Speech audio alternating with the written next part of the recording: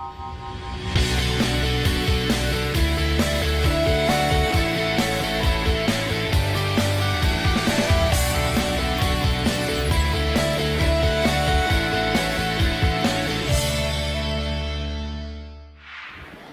guys, greetings. Today we're going to have a brand new session called Hang Out with Lina. Our special guest today will be Vatsala Nair Manoharan. She is a social entrepreneur as well as an activist. Hi Mrs. Vatsala. It's our greatest pleasure having you here today in our hangout session. Hi, thank you, Lina, for reaching out to me. It's my greatest pleasure to be here sharing my insights on whatever that you need from me. Thank you so much. We are truly humbled. Thank you very much. I'm actually your greatest follower on Facebook, especially on what you're doing in order to help women against domestic violence and so on. You've been doing a great job there.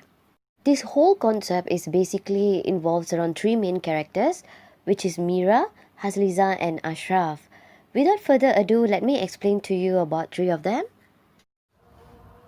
The elements of the story covers about the girl next door that you always see. A happy family, a very very happy family with the husband, wife, their kid, and then the third party who came to destroy the family. Mira will be the obedient wife, Ashraf as the husband, and Hasliza is the third person who breaks the family. What's your say about the society? The society that keep pushing her to the end and keep torturing her for whatever that she's going through. Instead of pulling her up, they keep pushing her down. What do you think about that? Well, I would say that this society, whoever that she is allowing to give opinion about her life, are not those who are probably going to be there. And there's a lot of stigma around this, definitely due to various conditioning. And I would say it goes back to the patriarchy. It sort of made a value of a woman who's always put towards on top, or together, or attached, flanked by a man.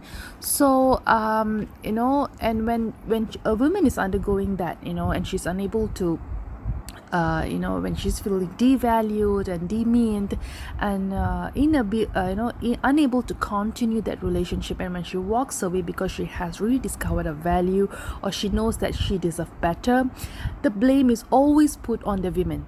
All right, and this is by the society, the stigma that has been conditioned into the society, that this is the way it's supposed to be.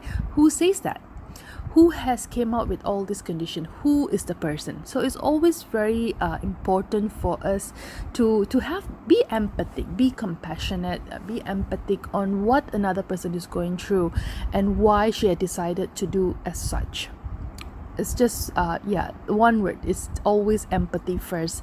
All right, so I personally don't care what the society says. For me, it is always the quality of life of a woman comes first before anything else.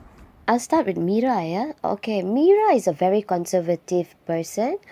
She lives in a very happy family and she falls in love with Ashraf. Ashraf treated her for someone better, someone bold who suits his lifestyle. But what happens to Mira is another history, because she started having panic attacks, her fingers start trembling, her heart start pumping really fast, and her name had been tarnished against the society. Whoever that she trusts betray her trust and start talking bad about her. Is whatever that Mira goes through is normal when it comes to panic attacks and so on? All right. As for Mira, okay, depression it needs to be clinically diagnosed. However, whatever that she's coping inside, and her inability to cope with such emotions may or may lead her to have anxiety attacks and panic attacks. Of course, this, if it's not treated, that it can go out to bouts of depression and all that, but that has to be diagnosed.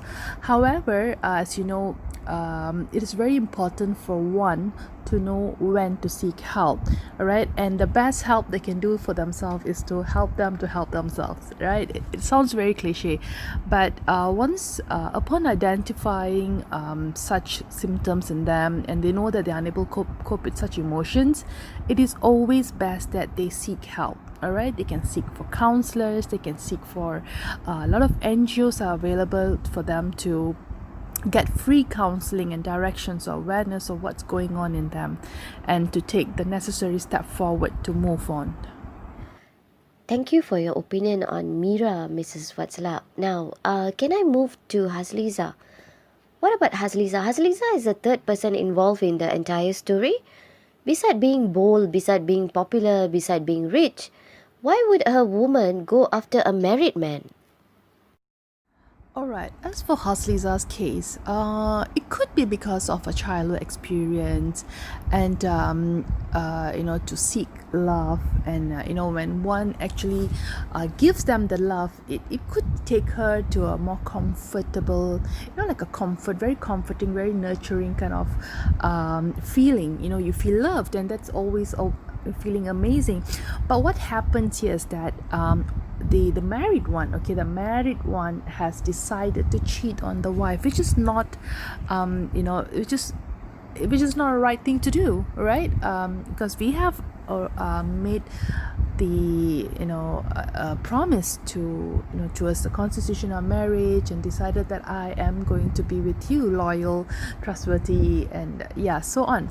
So when this happens, yes, the blame always goes back to women for whatever reason it is, but it always also comes back to the man, because he has decided to cheat on the relationship. Okay, he has decided that because I have something better, and I'm going to leave this wife, or hide away things from her, and so on, right? So that's one side of the story. There's another side of the story, is that sometimes these women also don't know that they are being with married men, because the men didn't disclose it. All right, so and when she eventually finds out, it kind of puts her also in the bad shape, and heartbreak, and so on. All right, but yes, and neither of this is the fault of Mira. All right, so I think ultimately, instead of finding who is at fault, it is always better, who is not at fault. It's always better to find who is not at fault, and that ultimately, in this case, happens to be Mira. Last but not least, what would you advise to all the women out there? Because I believe that there's a lot of Mira and Hasliza among us. Thank you for asking this. And the advice that I would give to women is, we have no control over another person's action. However, we have ultimate control over the action that we take or we do, right? Our decisions, our actions, and our plans and all that, it always comes back to us. So with that note, I always encourage women to be financially independent. I want them to be able to have that liberty to to pay for themselves, to pay for their hobbies, to have a value for themselves, and do not you do not deserve any lesser than that. Always put that into the mind. All right, and for women who are being cheated by their spouses, yes, it's heartbreaking, it's very, very heart-wrenching. I'm not going to say that neither of this it's not true, but it's not your fault. Okay, it is never your fault. It's never a fault that your husband cheated on you. It is a choice, it's a deliberate choice that he made to cheat on you. All right, so moving forward, there's always options available. First thing is definitely loving yourself first, putting yourself first, and yes, financial independence, and creating the support system, and putting it all together to rebuild your life, and that matters the most. Right, thank you for giving me a chance to share this, and I hope that this will make a change in someone's life. Thank you so much for your opinion and advices to the woman out there, Mrs. Vatsala. I hope in future at least this could be an eye-opener to all the Miras and Haslizas out there.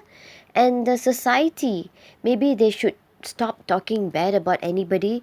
When a person goes through something, is purely entirely up to them on how they want to run their life. Thank you for listening to us until the end of the segment, guys. Till we come up again with a new segment on our episode of Detik Indah, Mira Shazlina.